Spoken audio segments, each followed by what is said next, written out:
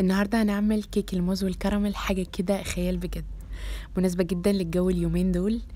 بصوا، هنسميها كيك الخريف بالموز والكراميل عشان هي من أجمل الحلويات اللي تتاكل في الخريف أو الشتاء، وأجمل إحساس كمان لما نكون كده مشغلين الفرن وريحة الخبيز الكيك في البيت كده فظيعة بجد.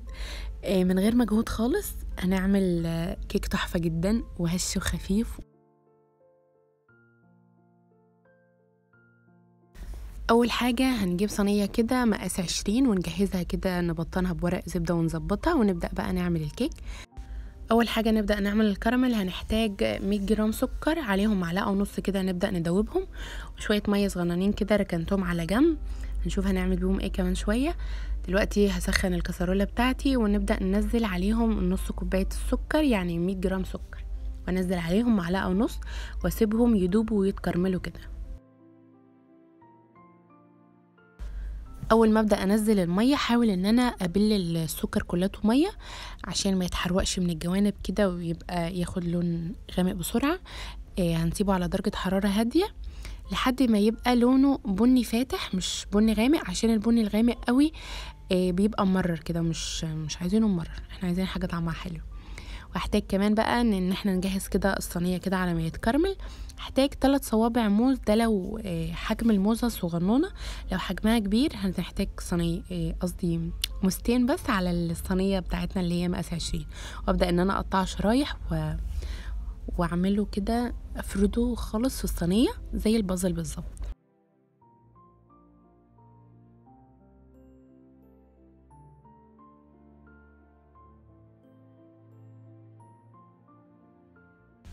واحنا بنكرمل هنكون خلصناه كده، عشان لو عملنا الموز قبل ما نكرمل السكر هنلاقي ان الموز اسود واحنا مش عايزينه يسود كده. اول ما الكراميل بتاعنا ياخد اللون الحلو ده هنحتاج بقى 3 معالق كبيرة مية كده اللي احنا ركناهم في اول الفيديو.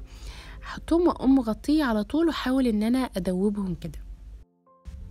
ميزة المية اللي احنا بنحطها دي عشان لما نيجي نفرد الكراميل يتفرد معانا بسهولة على الموز.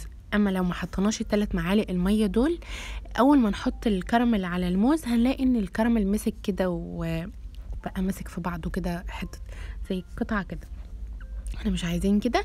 فردناها بقى وظبطناها كده، نركنها على جنب ونبدأ نعمل الكيك بتاعنا. للكيك هنحتاج 3 صوابع موز كده، ده لو حجم الموزة بتاعتك صغنونة، اما لو كبيرة كده هنحتاج 2. وهحتاج كمان بيضتين ونص كوباية زبدة ونص كوباية سكر اللي هما 100 جرام. المعلقتين الحليب دول يعني هنركنهم كده في جنب، عشان لو قوام الكيك لقيناه تقيل هنظبط احنا قوام الكيك بالمعلقتين لبن دول. كمان العين الجمل ممكن نستغنى عنه. وهحتاج كمان كوباية وربع دقيق، يعني 165 جرام. كل المقادير هكتبها لكم في صندوق الوصفة بالجرامات والكوبايات. وهحتاج كمان معلقة كبيرة بيكنج باودر ورشة ملح. ونبدأ بقى ان احنا نهرس بقى الموز كده. وهنحتاج كمان نص كوباية الزبدة تكون طرية بدرجة حرارة الغرفة. هحط بقى الموز والسكر والزبدة وابدأ ان انا اقلبهم تقليبة كده لحد ما الزبدة والسكر تختفى.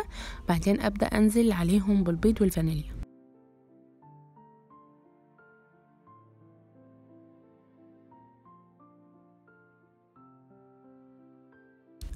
بعد ما السكر والزبدة اختفوا كده والقوام بقى فاتح كده، يعني اللون بقى فاتح، نبدأ ننزل البيض.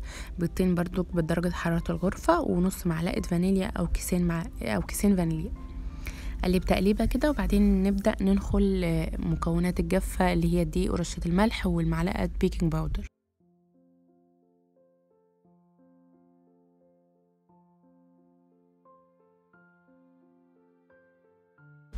بالنسبة للدقيق، دي تاني مرة هنخل فيها الدقيق، يعني أنا نخلته مرة قبل ما أبدأ إن أنا أصور، ودي تاني مرة هنخل فيها الدقيق.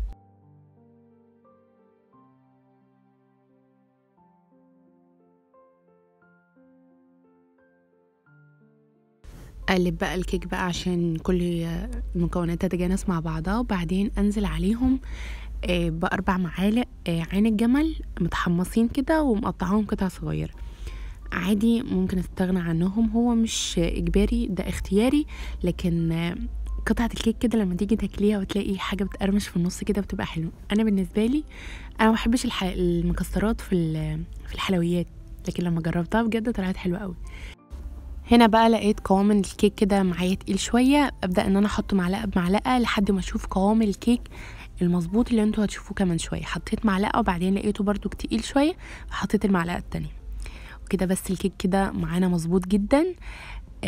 وهنشوف حالنا القوام عامل ازاي. بالنسبه للزبده عادي جدا ان احنا نستبدلها بالزيت، برضو بتبقى خفيفه وحلوه، لكن الزبده بتبقى مطلعه طعم وريحه في الكيك رهيبه بجد.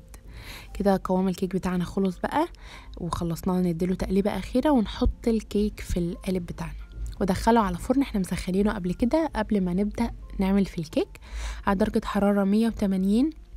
هتاخد معاكي 45 دقيقه كده، لان الزبده طبيعي ان هي بتبقى تقيله شويه، بس ان شاء الله يعني هتطلع جامده تحفه. عايزه اقول لكم ان الكيك ما قعدش، انا وانا بصور كده كل واحد خد له قطعه كده، بجد الكيك كان تحفه جدا وريحته رائعه رائعه وحلوه قوي، لازم تجربوه. الكيك ده ادمان بجد. كده بقى الكيك بتاعنا بعد ما خلص كده ظبطته يعني، ابدا ان انا هزه هزه كده عشان الكيك كله يبقى بسوا واحد وادخله الفرن. كده بقى شكله بعد ما طلع من الفرن لونه وريحته رهيبه بجد، فظيعه بجد. اسيبه يهدى شويه، واول ما يهدى شويه ابدا ان انا اقلبه في القالب بتاعي في الطبق، بعدين بقى نقدمه بألف هنا وشفا. بجد الكيك تحفه بجد. شوفوا بقى الحته دي.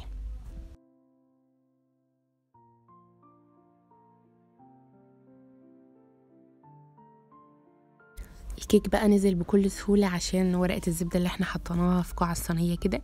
شوفوا بقى قد ايه تفاصيل الكيك رائعة بجد. وهنا بقى وانا بصور لقيت ابني كده جاي من الحضانة وجايب لي الوردة دي. طبعا انا قلت له انه ما ينفعش نقطع الورد، هو شكله حلو كده في الزرعة، ما ينفعش نقطعه ويبقى الشكل مش حلو. بس انا كنت من قلبي كده برفرف يا انا عرفت اربي ابني بيجيب ورد يا جماعة.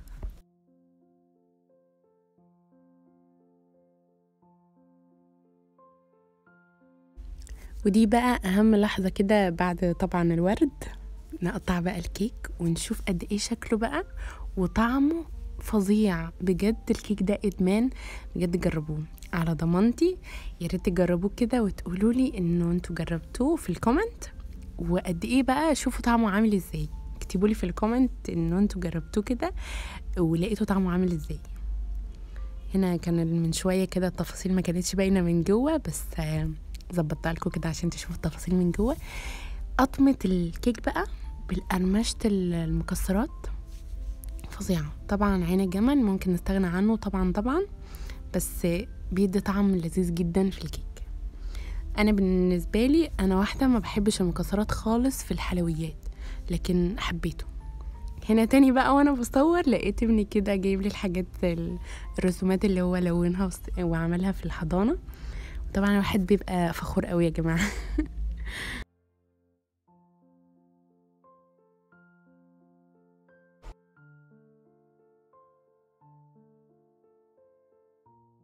وكده الفيديو بتاعنا خلص. لو عجبكم الفيديو ما تنسوش تعملوا لي لايك وتشتركوا في القناة وتفعلوا الجرس كمان عشان يوصل لكم كل جديد، واشوفكم في فيديوهات تانية، وباي باي.